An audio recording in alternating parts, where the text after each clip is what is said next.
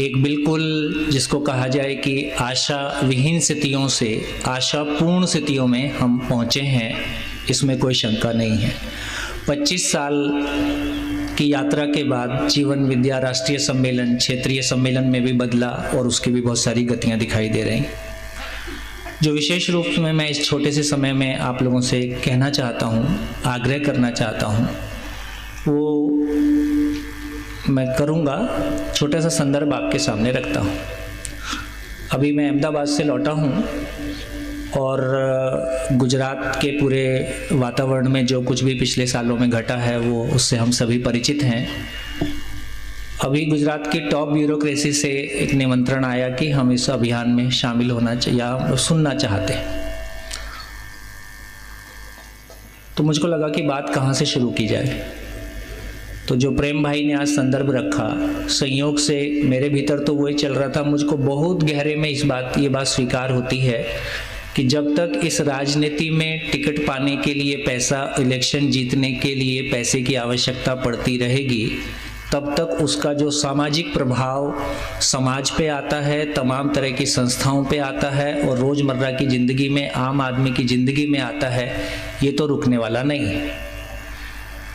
जो कुछ संदर्भ पुराने हैं मैं शॉर्ट में उसको शेयर करता हूँ। यूपी का ही संदर्भ है। कभी 92-3 में मैं भी कभी दिल्ली में भ्रष्टाचार से बहुत जूझ रहा था।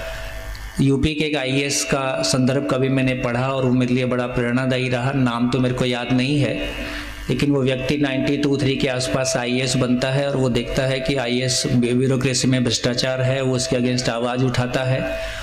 पूरी आईएएस एसोसिएशन को इस बात के लिए राजी करता है कि कुछ लोगों की वजह से हमारी कम्युनिटी का सम्मान घट रहा है, तो हम हर साल 3 भ्रष्ट आईएएस को घोषित करेंगे। 3 आईएएस को भ्रष्ट घोषित किया गया। मुलायम सिंह जी की सरकार थी, तीनों के नाम दिए गए। पता चला उन्हीं में से 2 को मुख्यमंत्री जी ने चीफ सेक्रेटरी बना दिया। वो आदमी इस बात से बहुत पीड़ित हुआ। उसने अपने पॉडकास्ट में कहा कि मुझको लगता था कि ब्यूरोक्रेसी के ठीक हो जाने से सिस्टम ठीक हो जाएगा, पर इस घटना के बाद मुझको ये लगता कि जब तक ये महंगे इलेक्शन का कोई विकल्प नहीं होगा, तब तक इस देश में कुछ भी बहुत सकारात्मक बड़ी घटनाएं नहीं घटेंगी। और ये निष्कर्ष आज हम सब लोगों के लिए नया नहीं है, हम सब लोग इस बात को महसूस करते हैं। अभी जब मेरी मीटिंग हुई तो मुझको भी ये कहा गया कि मैं पॉलिटिकल बात ना करूं, पर मेरे मन में तो था कि ये पॉलिटिकल बात नहीं है, ये तो सिस्टमिक बात है। और यदि कुछ जो लोग समाज और देश के बारे में बड़ा सोचते हैं या बड़ा सोचने की उनकी जिम्मेदारी है, उन तक ये बात ठीक से पहुँचे तो हम इस पे बात कुछ आगे बढ़ा पाए। तो मैंने अपनी बात को कहने के लिए एक प्रसंग कभी घटा। मैं नागपुर में कभी शिविर कर रहा था, मैं कभी शिविरों में उसको शेयर भी करता हूँ।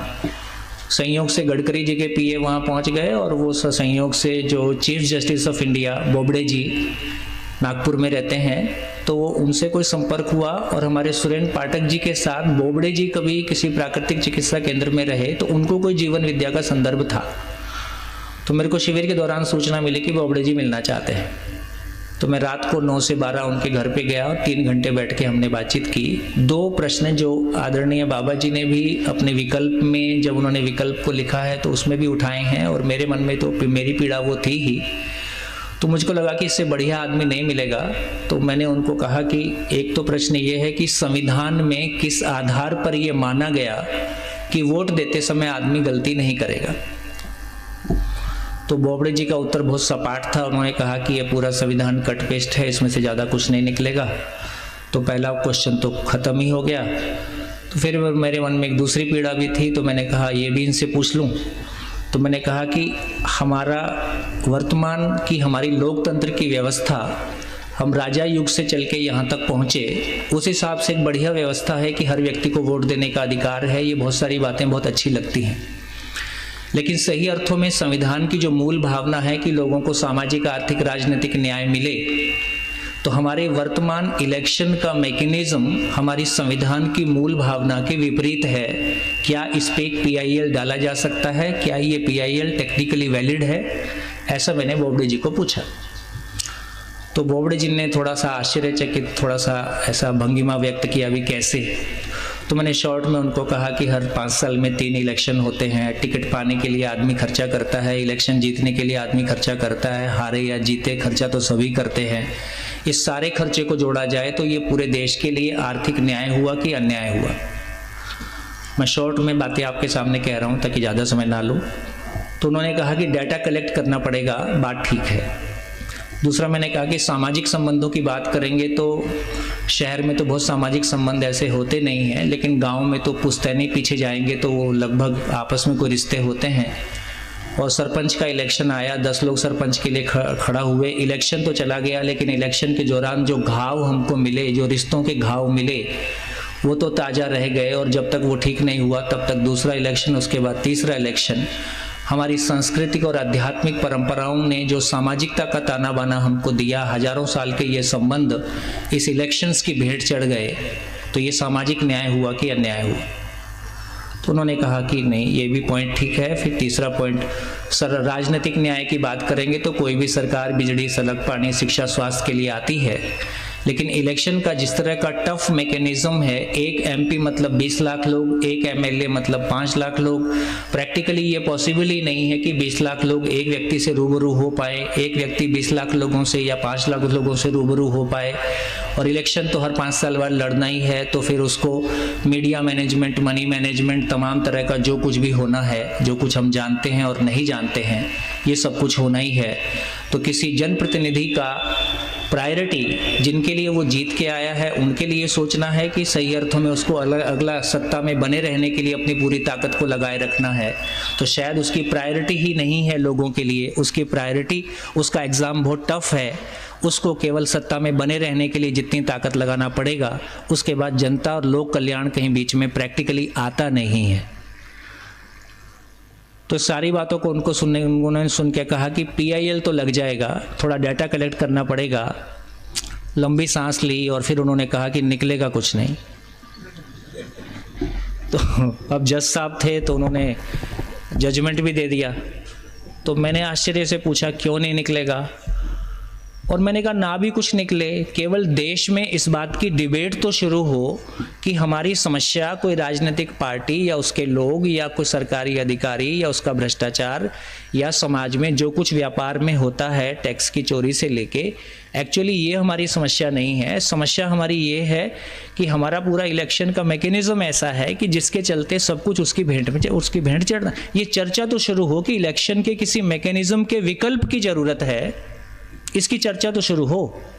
कम से कम देश का मीडिया यदि इस बात पे चर्चा करता है कि एक बड़ी समस्या ये भी है, और ये भारत की समस्या है कि पूरे विश्व की समस्या है।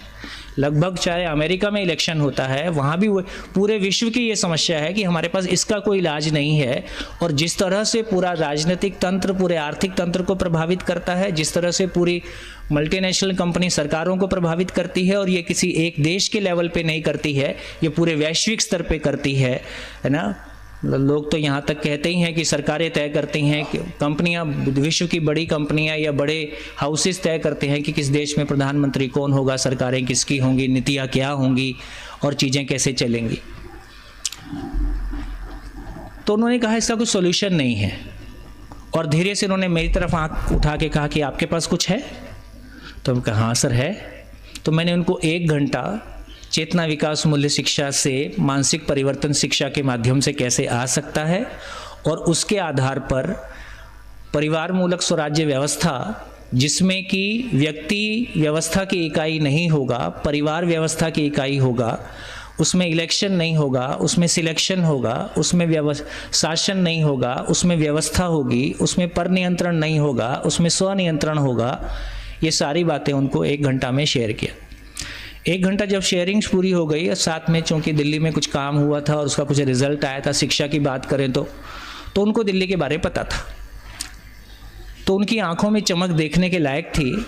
उन्होंने सारी बात सुन के कहा, देखो यदि शिक्षा के माध्यम से एक स्वस्थ मानसिकता को दिया जा सकता है तो हमारा सिस्टम भी फिर उतना खराब नहीं। ये मुख्य न्यायाधीश भारत सरकार कह रहे हैं।